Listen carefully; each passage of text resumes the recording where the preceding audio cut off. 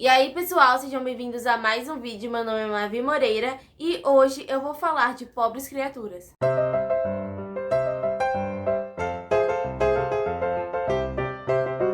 Nós estamos falando de um filme que desde seus primeiros minutos causa uma sensação de deslumbramento e espanto, com cenas desconexas que misturam vários elementos de preto e branco, de pintura, de arte e que transpira muita inspiração e bases teóricas bem sólidas. Pobres Criaturas é um filme que, sem sombra de dúvidas, desde o seu início ele causa deslumbramento e espanto pela sua estranheza e pela mistura de vários elementos e de uma criatividade, sabe, excepcional na forma de nos conduzir essa narrativa logo do início, pois são cenas aparentemente desconexas, preto e branco, com elementos de pintura e com um som muito inebriante, mas que já marca qual vai ser o tom do filme, ou pelo menos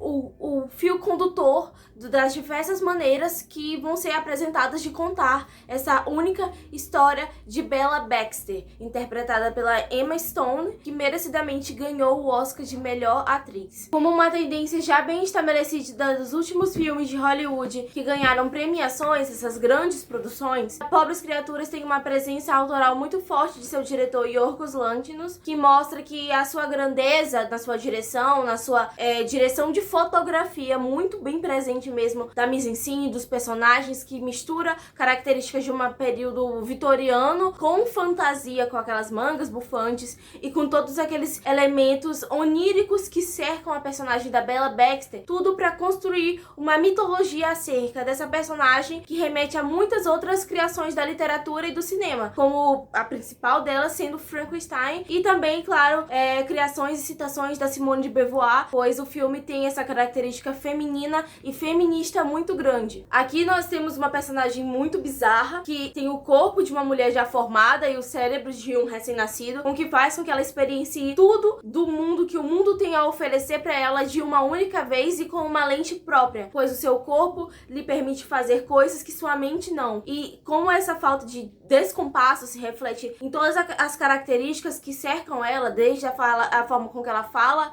até a maneira com que ela anda, dança e se comunica, reflete e faz com que esse filme tenha um caráter muito vistoso no que diz respeito à protagonista. O filme também é muito interessante no sentido de que mostra como as pessoas que estão ao redor dela, majoritariamente homens, se aproveitam da situação dela, do corpo dela e da mente dela, a usando como experimento, como troféu, como objeto, propriedade e também como uma musa, algo que a gente alcança, deseja, mas que não consegue controlar, pois é uma criatura viva e pensante, tal qual a premissa de Frankenstein, o Prometeu moderno, né? Que é o título original do livro de Mary Shelley, e que aqui tá muito forte, pois segue desde a sua material original, no caso, o livro. O filme se propõe a apresentar aqui boas maneiras, pudor, tabus sociais e uma maneira ideológica, um único sentido de pensamento e de postura é algo ensinado juntamente com a performance de gênero e de ser humano, pois o filme ele se prolonga até mesmo nesses limites do que é humano, do que é animal e do que nós, enquanto seres humanos, podemos produzir quanto criador e quanto criatura. O filme ele se prolonga nisso, pois a Bella Baxter, ela vê uma oportunidade de aventura e decide mergulhar nela, mesmo sentindo que as pessoas ao redor dela estão cerceando a sua liberdade e os seus limites mesmo, impondo limites. E eu acredito que essa questão da aventura é muito importante no filme, pois eu acho que é uma característica fundamental da história, do roteiro mesmo, que as pessoas não estão se atentando tanto, que é um filme de aventura que se propõe a ser isso desde do momento em que a Bella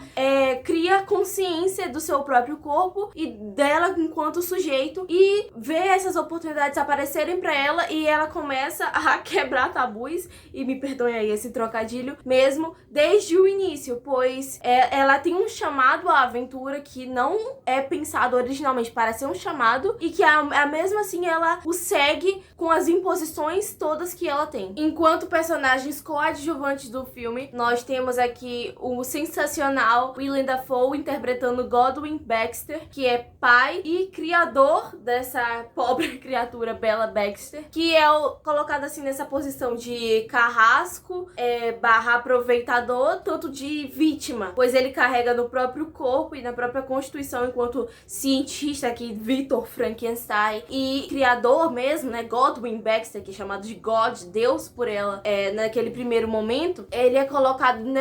desse dúbio aí, de tanto de vítima quanto de criador. E nós temos também o advogado inescrupuloso e vagabundo Duncan, interpretado pelo Mark Ruffalo, que é um ator que eu particularmente não gosto muito das produções que ele participa e da própria maneira dele de encenar e de interagir com os atores, mas eu devo confessar que nesse filme ele entrega esse vagabundo de uma maneira muito convincente até demais. E que ele se mostra como esse aproveitador que vai apresentar, ele é o homem explorador que vai apresentar essa criatura para o mundo, mas que ele acaba tendo aí uma volta de 360 graus, pois ela que subverte ele a partir do momento que ela ganha experiência em todos os aspectos possíveis e deixa ele de lado, e a própria narrativa deixa ele de lado, e quando resgata ele de novo é pra colocar ele como um papel de vilão, um vilão secundário, porque nem vilão principal ele merece, né? Um vilão secundário que traz todas aquelas características que a gente conhece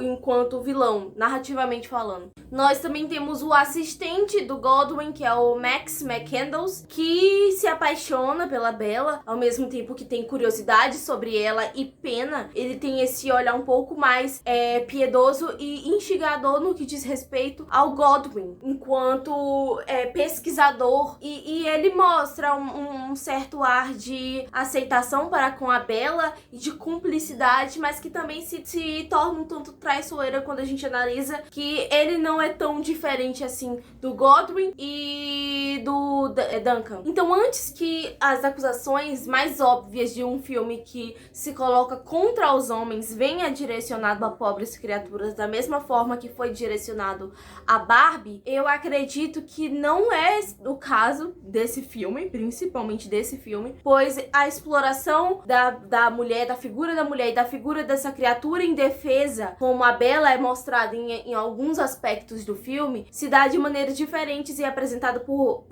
de formas diferentes dentro do filme, com esses três personagens principalmente, e mostra que pode vir de uma maneira de subjugar ela, assim como uma maneira de fingir que ela é uma igual de nós, mas saber que ela não é, e tratar ela de uma forma diferente e só mudar quando ela própria se dá conta, ou então de simplesmente dizer coisas horríveis e de agir de uma maneira que a gente entende como sexista, que é algo que o Duncan faz na maior parte das vezes. Então, eu acredito que o filme ele se torna muito completo, pois ele traz de várias maneiras, várias agressões que essa personagem vai sofrer ao longo do filme. E utiliza uma questão muito íntima, que é o sexo em si, como ferramenta do filme para trazer todas essas questões, das mais sutis às mais violentas. E eu acredito que a progressão de descoberta do mundo e de como a sociedade funciona através do carnal, pela Bella, se dá de uma maneira muito natural e de uma questão de ação e consequência muito óbvia ao longo do filme, que não é um demérito, pelo contrário. Eu acredito que todas as questões, até as mais engraçadas, que agora eu relembrando do filme me lembrei, dela ficando presa no baú pelo Duncan, sendo sequestrada, descobrindo as crueldades do mundo. Todas essas cenas muito icônicas do filme,